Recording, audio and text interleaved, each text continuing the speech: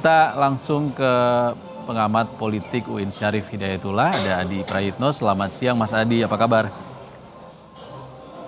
Mas, Mas Adi, hari ini PDIP akan mengumumkan calon kepala daerah lagi di gelombang ketiga. Pilkada Jakarta, Anda melihatnya siapa yang lebih berpotensi?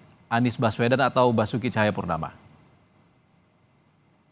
kalau saya melihat justru Anies Baswedan ya, karena memang membaca korespondensi historisnya, rasa-rasanya memang PDIP relatif serius untuk menjajaki komunikasi politik dengan Anies.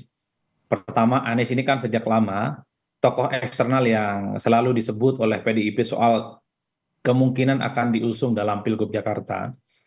Yang kedua, memang apa namanya PDIP dan Anies Baswedan ini kan sama-sama memiliki historisitas yang sama-sama dikucilkan, sama-sama dikerdilkan, sama-sama tidak diajak dalam koalisi besar ya, yang diusung oleh Kimplas.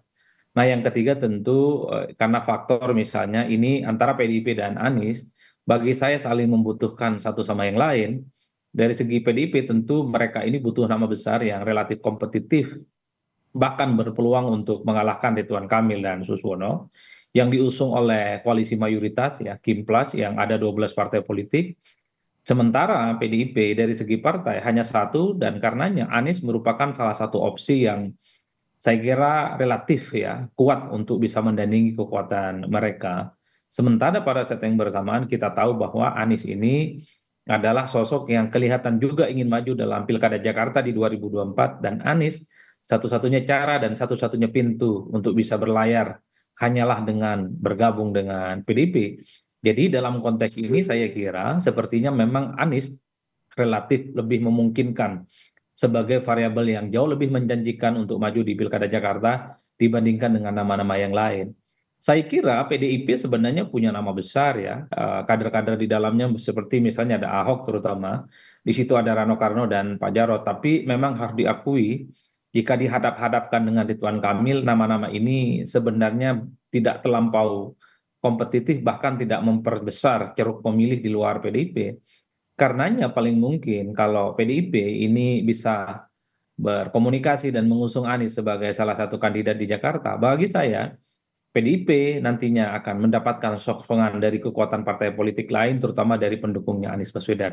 Jadi ini variabel yang saya sebutkan bahwa Anies jauh lebih diuntungkan dan memungkinkan akan diumumkan sebagai salah satu kontestan yang mungkin nanti siang ini akan diumumkan oleh PDIP sebagai salah satu kandidat yang akan diusung di Jakarta. Saya kira di situ konteksnya.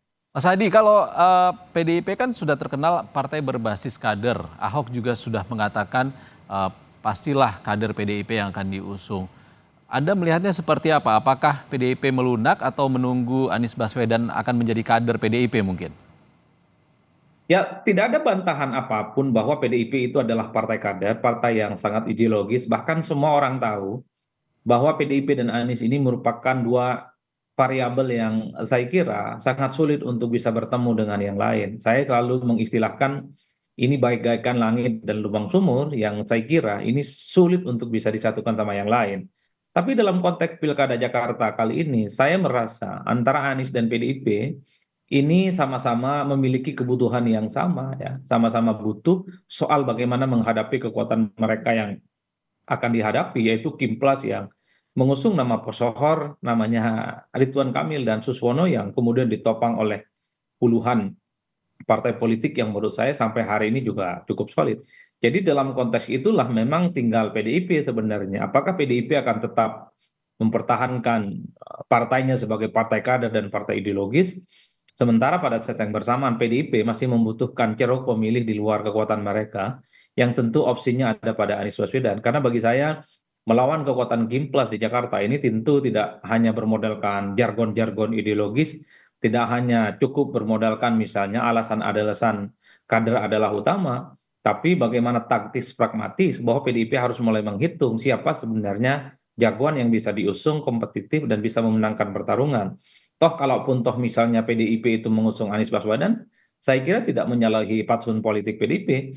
Karena PDIP kan ada kecenderungan ingin menjadikan kader mereka sebagai wakilnya. Ada Rano Karno di situ disebut, ada kemudian Hendi, dan ada nama-nama lain. Di berbagai tempat, saya kira tidak semua kader yang diusung oleh PDIP. Yang paling penting adalah dalam setiap kandidasi gubernur, bupati, dan wali kota, masih ada kader PDIP yang kemudian bisa diusung, entah sebagai wakil ataupun sebagai calon utama. Dan saya kira dalam konteks itu, PDIP tidak perlu merasa berdosa, PDIP tidak perlu merasa bahwa dengan mengusung Anies ideologi dan kaderisasi partai mereka akan berkurang. Bagi saya tidak begitu, kecuali ya calon gubernur dan wakil gubernur yang diusung oleh PDIP adalah mereka outsider semua, bukan kader. Mungkin dalam konteks itu kaderisasi dan ideologi politik PDIP layak dipertanyakan. Tapi kalau yang diusung hanya calon gubernurnya adalah eksternal seperti Anies Baswedan, tapi wakilnya adalah dari PDIP, saya kira PDIP masih pada posisi yang menurut saya on the right track. Karena masih menaruh kader terbaiknya sebagai salah satu kontestan yang sangat mungkin akan diusung dalam kompetisi seperti Pilkada Jakarta. Saya kira di situ Mas konteksnya ya. Oke,